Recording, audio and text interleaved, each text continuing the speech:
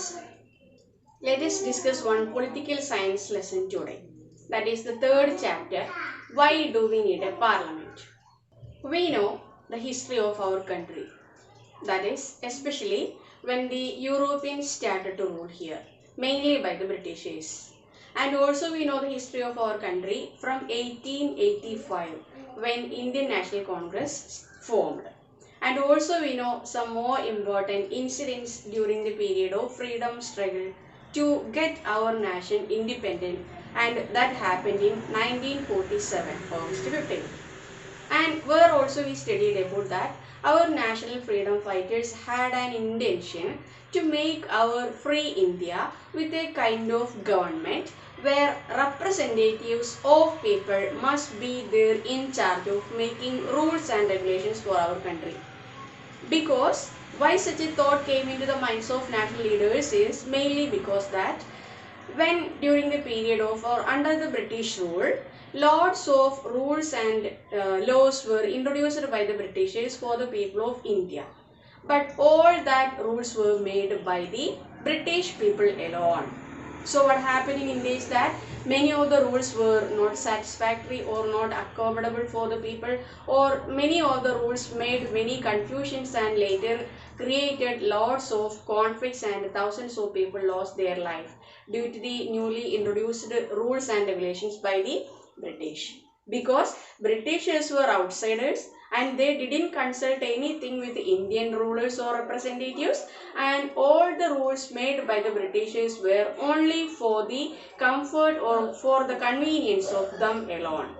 So our leaders during the period of our national freedom movement, national freedom fighters already kept one important message in their mind that when India is getting freedom, our country must be ruled by our own people.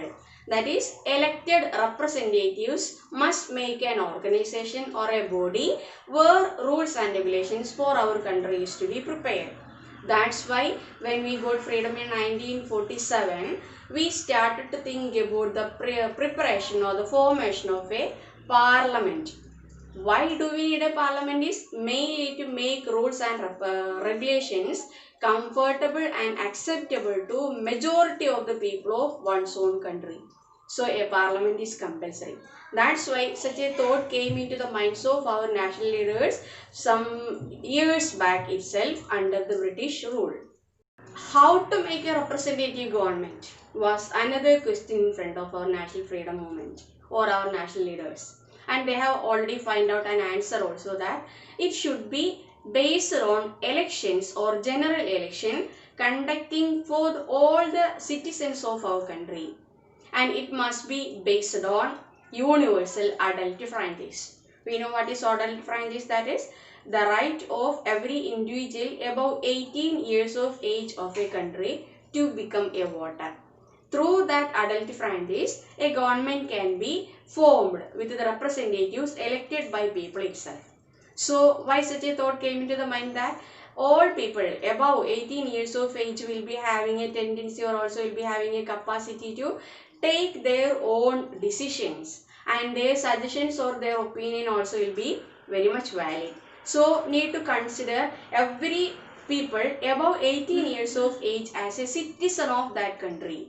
So after 1947, when we got freedom, all citizens or the people of that country become citizens of that country, and citizen above 18 years of age must need to get the freedom to select their leaders through voting system. So adult franchise also introduced here. So entirely different administrative changes were there. During British time, there were no any such adult franchise. Britishers themselves, that means their own representatives are alone making rules and regulations for another country.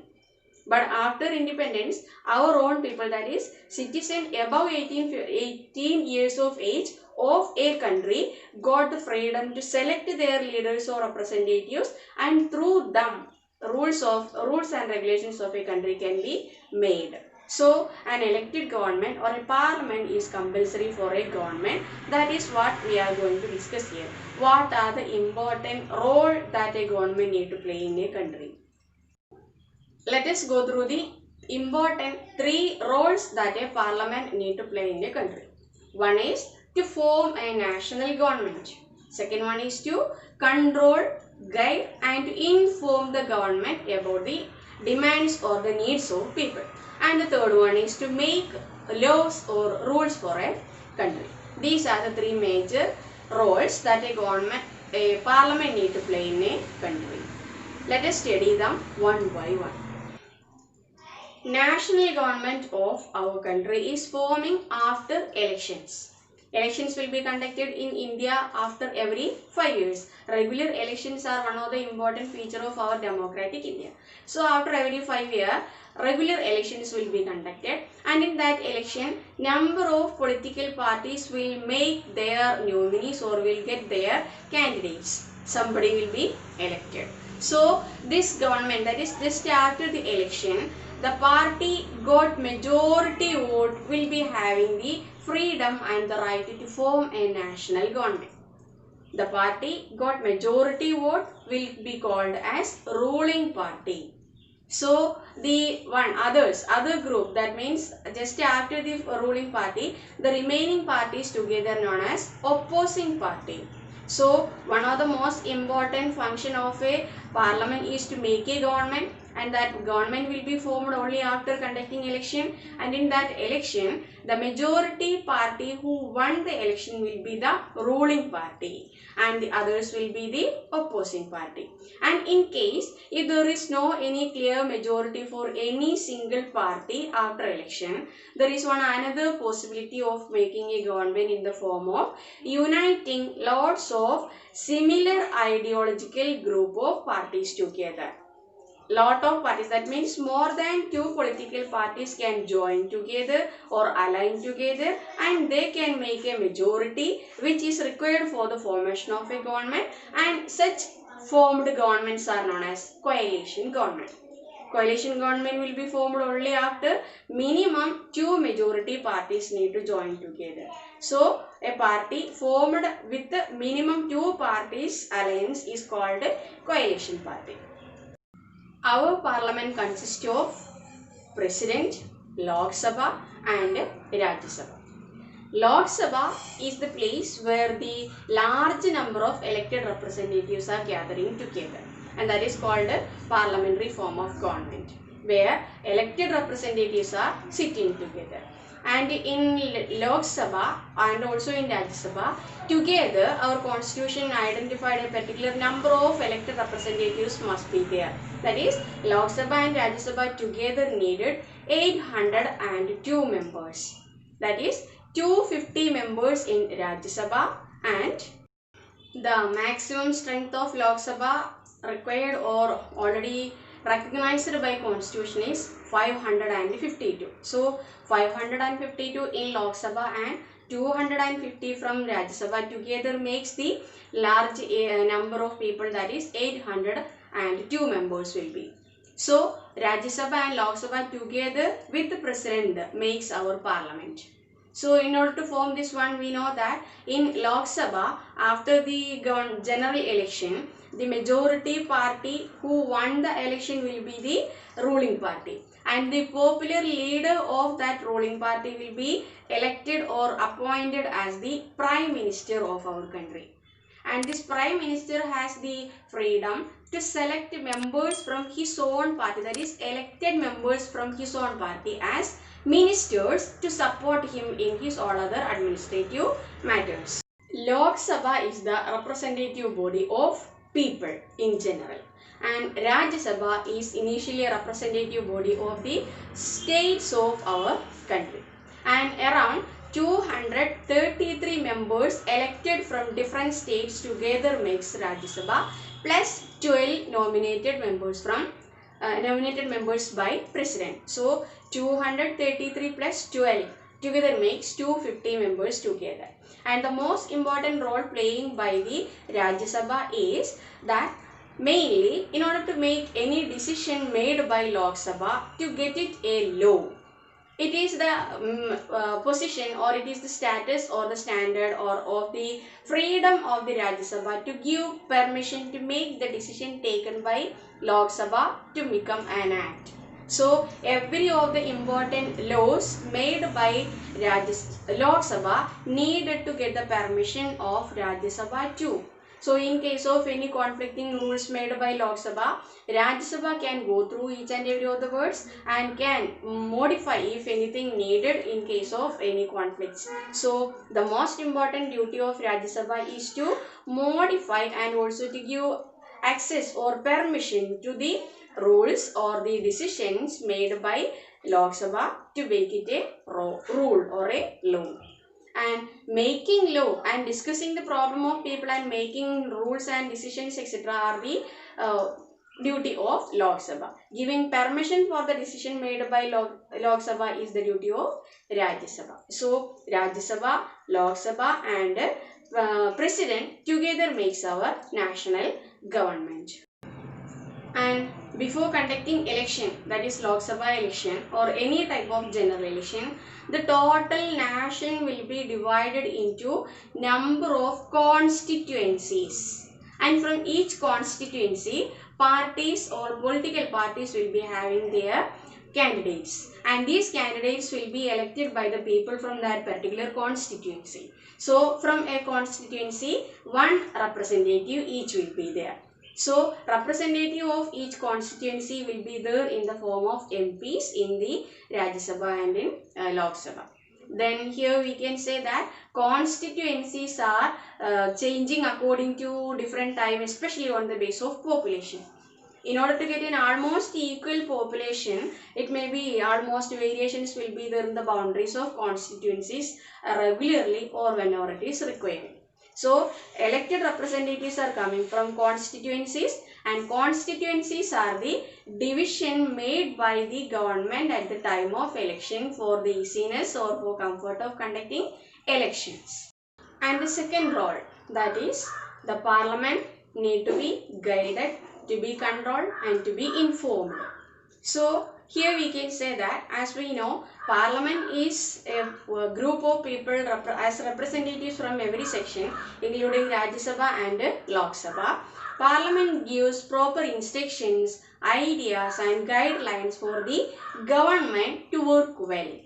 And also collect details from the MPs or MLAs etc. from different corners about the needs or requirements or demands of people, and the government need to make sure about their activities also suit for the people to live here without much difficulties. And this parliament also helps the government to get an idea or to make new policies for the better development of nation, and also will get ideas about the people from each and every nook and corners of our country through the representatives elected from that areas. So, government will be helped by the parliament, especially in the form of financial policies or another scheme for well development of nation, and also for the people from extreme bottom level. So, in order to guide the government what to do, and also to give instructions about what are things needed for people, and also to control the activities of government authority including elected members just like Prime Minister, executive members just like our MPs or ministers etc. Parliament plays a great role. And the third important function of our parliament is to make rules and regulations. That is the most important duty that the government or the parliament need to do. That means according to the situation or changing situation of society or economy or any other field of life, sometimes new rules and regulations may be required. Already our constitution prepared everything needed for our country. But sometimes as thought changes happen in almost every field of life, sometimes something may be needed to add or some modifications may be needed on the written constitution. All these duties are to be done by the parliament. And we know that parliament means elected representatives from every corner, especially including all religion or language or region etc. So needs and requirements of every group of people will be satisfied with the law making procedure of parliament. In order to satisfy the needs of people, parliament is there for a democratic nation to make rules and regulations. That's why from the beginning of this chapter we studied that during the time of our freedom struggle itself, our freedom fighters already kept in mind that whenever we are getting freedom, we will follow a kind of government with a parliamentary style, where parliament must be made with representatives from every section, including lower or higher section or every language or cultural background. So these three major roles, that is to form a national government, to control or to inform or to guide the national government, and to make rules for the whole people, are the major three important roles that that the parliament need to play. So in order to conclude this lesson, we need to study or we need to learn one more important factor of our government or parliament, that in order to get satisfied version from all sections of society, our parliament included representatives from all sections of people. That means even from the backward, that is from Adivasi communities or SC or ST or Dalit community or all other minorities, including language or religious minority, here we have a provision for reserved seats for representatives from that community. Because by the beginning itself, it is assured that if there is no representatives from such a group of people, their requirements, their demands, their freedom, etc. may not be or will not be discussed anywhere else, and their problems will have no any solution also. So in order to get the support and also the satisfaction from the people from such group also, we have representatives, that is MPs or MLAs, etc. from all sections as reserved constituencies or reserved seats for such a group also is awarded by our constitution to make our government or our parliament almost a perfect reflection of all society. In order to feel equality, freedom or opportunity or also dignity, and also in order to feel a kind of democratic spirit, that means their voice, their demands, their requirements also are very important, and someone is there to hear them and also someone is there to solve their problem. Here our constitution already awarded reserved constituencies for all sections. So in general election, some seats will be reserved for them, and from such constituencies, their own representatives need to be elected to present their problem in front of other representatives elected from all other communities and to get a solution for their problem also. So here we discussed about why do we need a parliament and what are the major important functions or role playing by a parliament. So this chapter came to an end now. So we will meet in the next class with another lesson. So study well. Thank you. Have a nice day.